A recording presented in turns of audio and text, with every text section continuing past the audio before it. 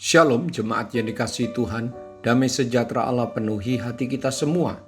Menolong sesama dengan hikmat. Firman Tuhan hari ini diambil dari Matius 4 ayat 23, demikian firman Allah.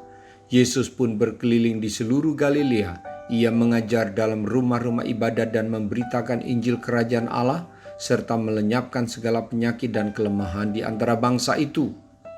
Dalam rangkaian pelayanan Tuhan Yesus memberitakan Injil, para penulis Injil menyertakan catatan perbuatan-perbuatan baik yang Tuhan Yesus lakukan. Salah satu catatan yang kita baca ini adalah sambil memberitakan Injil, Tuhan Yesus melenyapkan segala penyakit dan kelemahan fisik lainnya di antara orang-orang yang Dia jumpai. Dalam catatan lain, Tuhan Yesus sambil memberitakan Injil, Dia memberi makan kepada yang kelaparan. Suatu model pelayanan yang Tuhan lakukan yaitu menyentuh kebutuhan rohani disertai perhatian bantuan untuk kebutuhan jasmani. Melalui teladan Tuhan Yesus, Alkitab mengajarkan memberitakan Injil bisa disertai dengan perbuatan baik menolong sesama. Tetapi Alkitab juga mengajarkan saat kita melakukan perbuatan baik tanpa selalu disertai memberitakan Injil. Metode ini dilakukan secara berhikmat. Sebab tidak selalu Tuhan Yesus memberitakan Injil dengan disertai mujizat dan membantu kebutuhan jasmani. Juga sewaktu-waktu Tuhan Yesus hanya melakukan perbuatan baik dan mujizat. Bapak, Ibu, Saudara-saudari, mari giatlah selalu dalam memberitakan Injil disertai dengan perbuatan baik, memperhatikan kebutuhan jasmani sesama kita.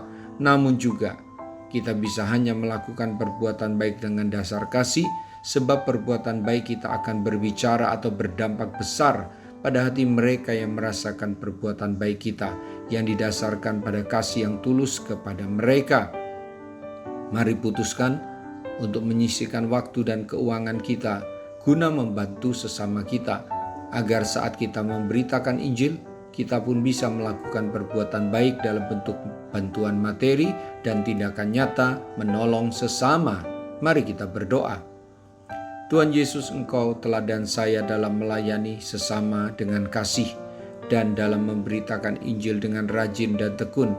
Saya mau berusaha dan mampukan saya mengatur keuangan supaya saya bisa sisihkan membantu sesama yang juga membutuhkan, serta menyisihkan juga waktu untuk memberi perhatian dan pertolongan lain secara nyata kepada sesama.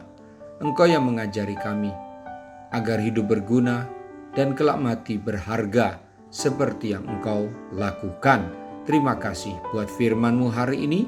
Dalam nama Tuhan Yesus, haleluya, amin. Sampai jumpa besok dengan suara gembala, firman Allah yang hidup. Tuhan Yesus memberkati.